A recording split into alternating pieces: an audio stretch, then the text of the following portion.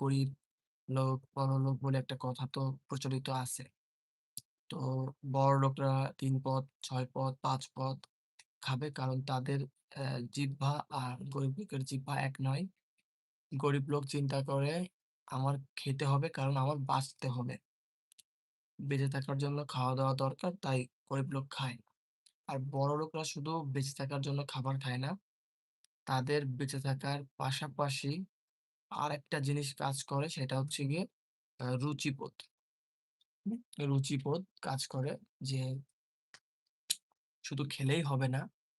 আ যেটা আমার জিহ্বায় ভালো লাগে না সেটা আমি খাবো না।